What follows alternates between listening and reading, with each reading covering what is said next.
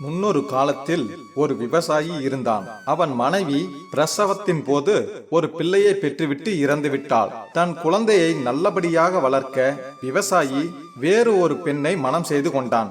அவளும் விவசாயியின் குழந்தையை தன் குழந்தை போல கண்ணும் கருத்துமாக பார்த்து அன்போடு வளர்த்து வந்தாள். மாற்றாந்தாய் என்ற எண்ணமே இல்லாமல் சொந்த தாயாகவே அவள் அந்த குழந்தையை வளர்ப்பதை பார்த்து ஊரே வியந்தது. சில வருடங்களில் அவள் 2 ஆண் குழந்தைகளை பெற்றெடுத்தாள்.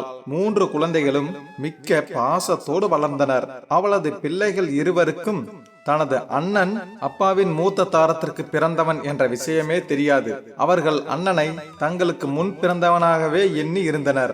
மூவரும் வளர்ந்து பெரியவர்களாயினர். விவசாயி தனது 3 பிள்ளைகளுக்கும் திருமணம் செய்து வைத்தான். பிள்ளைகள் அனைவரும் ஒரே வீட்டில் ஒரே குடும்பமாக சீரும் சிறப்புமாக வாழ்ந்து வந்தனர். வயதாகிய காரணத்தினால் விவசாயி இறந்து போனான். சில வருடங்கள் சென்றன. மூத்த பிள்ளை வயலுக்கு செல்வான். ஆட்களை அடக்கி நன்றாக வேலை வாங்குவான். தங்கள் நிலம், வீடு ஆகியவற்றை கண் போல பார்த்து கொள்வான். அதனால் அவர்களுக்கு விளைச்சல் பெருகியது. மேலும் மேலும் செல்வம் பெருகியது.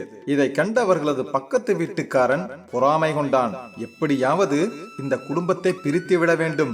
அண்ணன் தம்பி ஒற்றுமையாக இருப்பதால் தான் இவ்வளவு செல்வம் பெருகிறது என நினைத்தான். கடைசி சகோதரனை தனியாக அழைத்து, நீயும் உன் அண்ணனும் எப்படியெல்லாம் பாடுபடுகிறீர்கள், இவ்வளவு சொத்து சேர்த்து வைத்திருக்கிறீர்கள், ஆனால் இதையெல்லாம் அந்த அனாதை பயலுக்கும் அல்லவா பங்கு பிரித்து கொடுக்க வேண்டி இருக்கிறது என்று பற்ற வைத்தான். அவன் என் அண்ணன், அவனை ஏன் அனாதை என்கிறீர்கள் என்றான் கடைசி சகோதரன். பக்கத்து வீட்டுக்காரன் விஷயத்தை தெளிவாக சொல்லி பிரிவினையை தூண்டிவிட்டான். இதனால் கடைசி சகோதரனின் மனம் சற்றே மாறிவிட்டது. அம்மாவிடம் வந்து இந்த செய்தி உண்மையா என்று கேட்டான். ஆமாம் என்று ஒப்புக்கொண்டாள். அவன் எனக்கு பிறக்கவில்லை, மூத்தவளுக்கு பிறந்தவன் தான் என்றாள். அவளுக்கு மூத்த பிள்ளையின் மீது பாசம் இருந்தது. எனவே 3 சகோதரர்களும் ஒற்றுமையாக இருக்க வேண்டும் என்று விரும்பினாள். இரவு நேரம் தாய் திடீரென்று பாம்பு பாம்பு என்று கத்தினாள். உடனே பிள்ளைகள் அலறி அடித்து கொண்டு வந்து, எங்கே அம்மா பாம்பு என்று கேட்டனர். மருமகள் ஒருத்தி கைவிளக்கை ஏற்றி கொண்டு வந்தாள். சின்னதாக பாம்பு ஒன்று வந்தது. அதை நான் பார்த்து கொண்டே இருக்கும் போது மூத்தவன் வாயை திறந்து கொண்டு தூங்கினான். அவனது வயிற்றுக்குள் நுழைந்து விட்டது என்றாள் தாய். இதை கேட்டதும் மூத்தவனுக்கு திக்கென்று இருந்தது. வயிற்றுக்குள் சென்ற பாம்பை எப்படி வரவழைப்பது? அவனுக்கு ஒன்றும் புரியவில்லை. அம்மா பொய் சொல்ல மாட்டாள், அவள் சொல்கிறாள் வயிற்றுக்குள் பாம்பு நுழைத்து விட்டது என்று. என்ன செய்வது? புரியாமல் தவித்தான் அவன். மறுநாள் காலை அவன் உடல் காய்ச்சல் கண்டு கொதித்தது. பயம் தொற்றிக் கொண்டது. உடல் சோர்வாக இருந்தது. அவன் வயலுக்கு செல்லாமல் வீட்டிலேயே தங்கிவிட்டான். இப்படியாக ஒரு வாரம் சென்றது.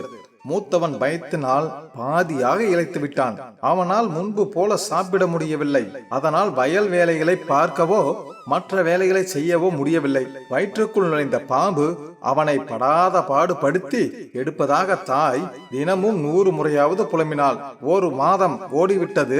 மூத்தவன் இப்போது படுத்த படுக்கையாக கிடந்தான். இதுதான் சமயம் என்று அவர்களது பக்கத்து வீட்டுக்காரன் தனது வரப்பை தள்ளி கட்டி அவர்களது நிலத்தில் பாதியை தன் நிலத்தோடு சேர்த்து கொண்டான். இது என்ன அநியாயம் என்று நியாயம் கேட்ட இளையவனை கத்தியை காட்டி மிரட்டினான். அண்ணன் இருந்தவரை அடங்கி கிடந்த இவன் இப்போது எப்படி துள்ளுகிறான் பார்த்தாயா என்றான் மற்றொருவன். சில வாரங்களுக்கு பிறகு பக்கத்து வீட்டுக்காரர்கள் இவர்களது தோட்டத்திற்குள் சொல்லாமல் கொள்ளாமல் நுழைந்து தேவையான காய்கறிகளை எடுத்து சென்றனர். வாழை குலை காணாமல் போனது. தேங்காய்களும் இளநீர் குலைகளும் மாயமாய் மறைந்தன.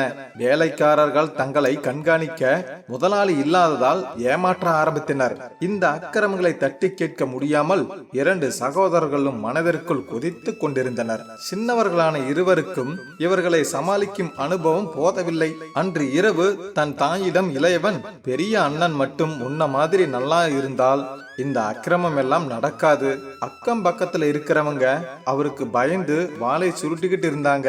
எங்களை சின்ன பசங்களாக நினைத்து ஏமாத்துறாங்க என்று சொல்லி வருத்தப்பட்டான். அன்று இரவு நடுநிசையில் தாய் மறுபடியும் பாம்பு பாம்பு என்று குரல் கொடுத்தாள். எல்லோரும் விளக்கை ஏற்றிக்கொண்டு ஓடி வந்தனர். பாம்பை காணவில்லை. அம்மா, பாம்பு எங்கே என்றனர். பெரியவன் தூங்கிக்கிட்டு இருந்தான். அவன் வயிற்றுல இருந்து அந்த பாம்பு வெளியே வந்து சாக்கடை வெளியே போயிடுச்சு என்றாள். இதை கேட்ட அவர்கள் அனைவரும் மிகவும் மகிழ்ச்சி அடைந்தனர். அண்ணா, நீ சரியாயிடுவ, உனக்கு இத்தனை மாதமாக தொல்லை கொடுத்த பாம்பு வெளியே போய்விட்டது என்று நம்பிக்கை ஊட்டினர். சில நாட்களில் மூத்தவன் பழையபடி சரியாகி விட்டான். வேளா வேலைக்கு சாப்பிட ஆரம்பித்தான். முதல் நாள் அவன் வயலுக்கு சென்றான். தங்கள் நிலத்தையும் பக்கத்து நிலத்துக்காரன் சேர்த்து கொண்டிருப்பதை அறிந்து அவனை சத்தம் போட்டான். அவன் பயத்தோடு தன் தவறை ஒப்புக்கொண்டு வரப்பை திருத்தி அமைத்தான். சகோதரர்கள் 2 பேரும் சந்தோஷப்பட்டனர். அது முதல் அவர்களது தோட்டத்தில் திருடு போவதும் நின்றுவிட்டது.